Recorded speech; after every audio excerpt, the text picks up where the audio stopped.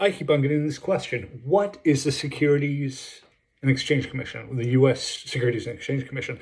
Let me help you explain this to your friends. I'll read the Wikipedia for you. The U.S. Securities and Exchange Commission, SEC, is an independent agency of the United States federal government, created in the aftermath of the Wall Street crash of 1929. The primary purpose of the SEC is to enforce the law against market manipulation. In addition to the Securities and Exchange Commission of 1934, which created it, the SEC enforces the Securities Act of 1933, the Trust Indenture Act of 1939, the Investment Company Act of 1940, the Investment Advisors Act of 1940, the Sarbanes-Oxley Act of 2002, and the statutes and other statutes. The SEC was created by Section 4 of the Securities and Exchange Act of 1934, now codified as 15 U.S.C. 78D, and commonly referred to as the Exchange Act or the 1934 Act. So that's what the SEC is. Let me give you a little overview. The SEC has a three-part mission: to protect investors, maintain fair, orderly, and efficient markets, and facilitate capital formation. So the SEC, it's there to protect the consumer or everyday people, Background here, founding members.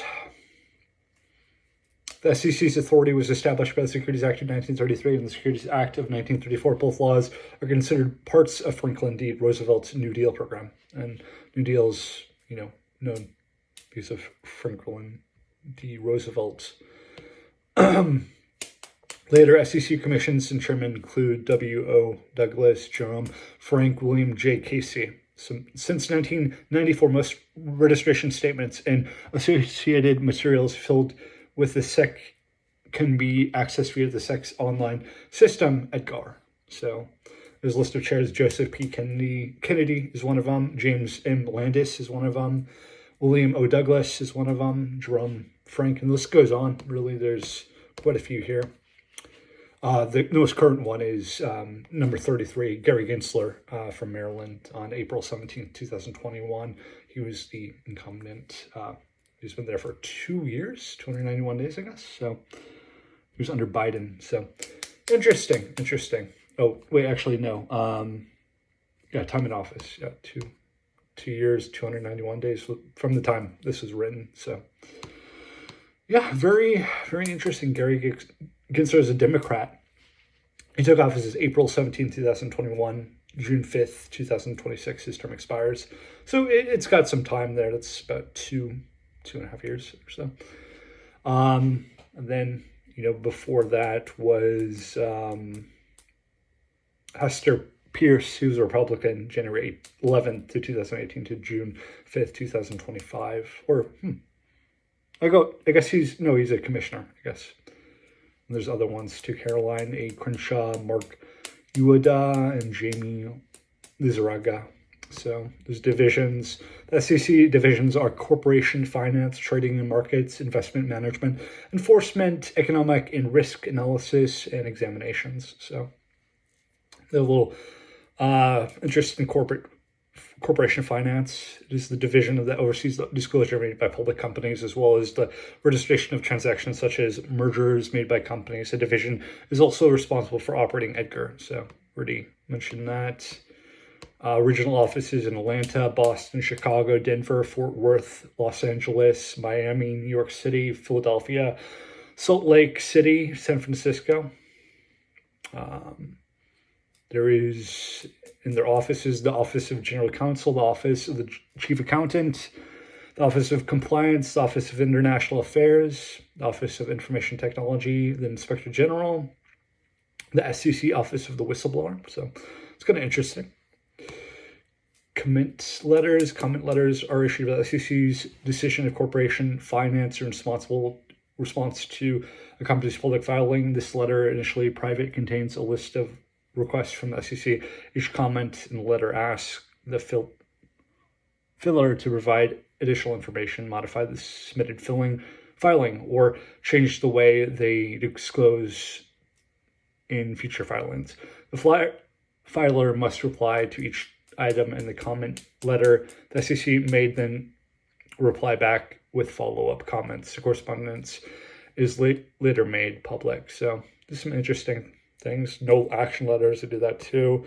Freedom of Information Act processing performance. In the latest Center for Effective Government Analysis of 15 federal agencies which received the most Freedom of Information Act FOIA requests published in 2015 using 2012 and 2013 data, the most recent years available, the SEC was among the 5 lowest performers, earned a D- by scoring 61 out of possible 100 points, did not earn a satisfactory overall grade. It had deteriorated from D- in 2013. It had deteriorated from D- in 2013.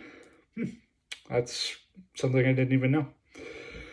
Operations, list of major SEC enforcement actions. SEC's Enforcement Actions Division took a number of major actions 2009 to 2012, probably because of the economic collapse. But there's, all sorts of things here. Inspector General Office failures, regulatory failures, destruction of documents. Let's do that.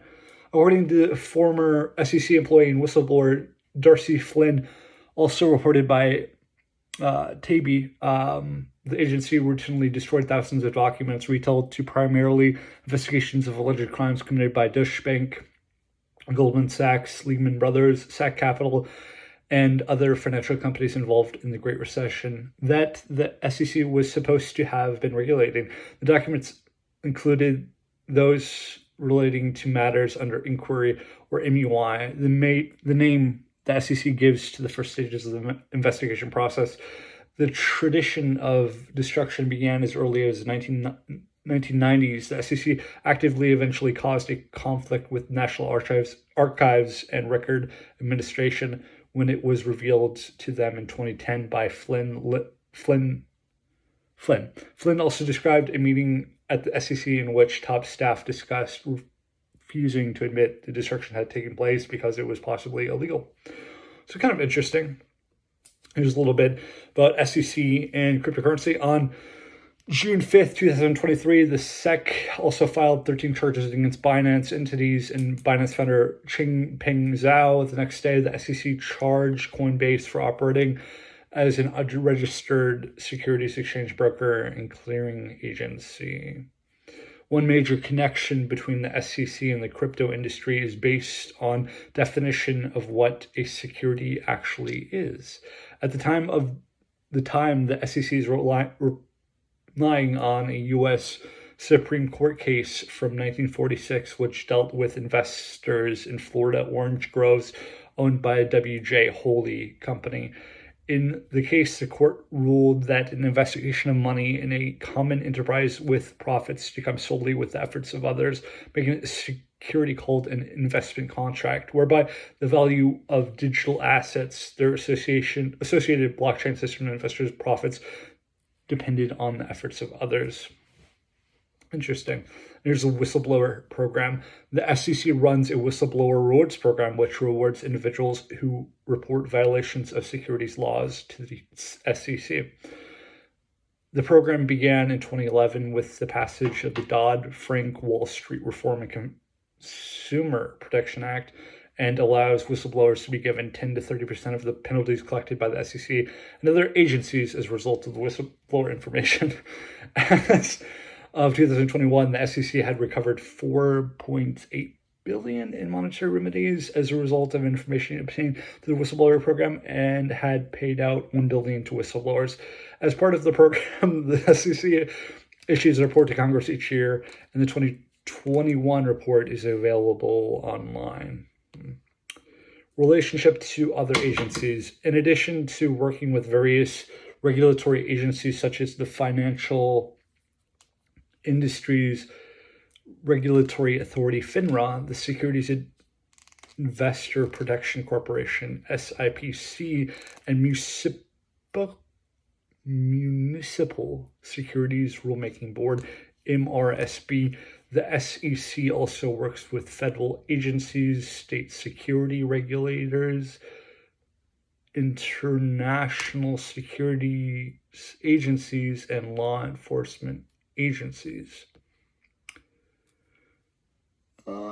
So, a little bit about that. It goes on to this SIT Management Advisory Committee, AMAC, was formally established on 1st of November 2019 to provide the SEC with diverse perspectives on asset management and related advice and recommendations. Topics the committee may address include trends and developments affecting investors and market participants, the effects of globalization and changes in the role of technology and service providers. The committee is composed of outside experts, including individuals representing the views of retail and institutional investors, small and large funds, intermediates, and other market participants. So, related legislation, there's the Securities Act of 1933, Securities Exchange Act of 1934, Temporary National Economic Committee, Trust and Indenture Act of 1939, Investment Advisors Act of 1940, Investment Company Act of 1940, Williams Act,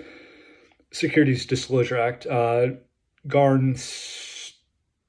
Street Saints, German Depository Institutions Act, Gramm-Leach-Bliley Act, Commodity Futures Modernization of 2000, Sarbanes-Oxley Act,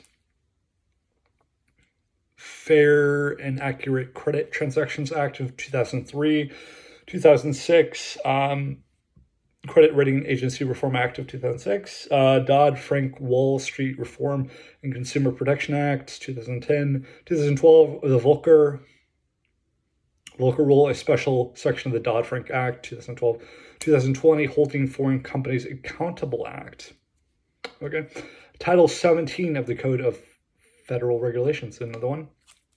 And the last one here, 2023, which was a SEC cybersecurity rules, cybersecurity risk management, strategy, governance, and incident disclosure by public companies. So, and then there's forms, SEC filing, Form 4, stock options, ownership and exercise disclosure, Form 8K, Form 10K, Form 10Q, Form S1 or an IPO. So, there's also, and then you can also see NYSE, Chicago, Financial Regulation, Regulation D, SEC, United States Securities Regulation, Securities Market Participants, United States, Regulatory Capture, and last but not least, list of financial regulatory authorities by jurisdiction. So there's a lot, and there's about 80 sources on this. So hope you enjoyed the SEC Wikipedia.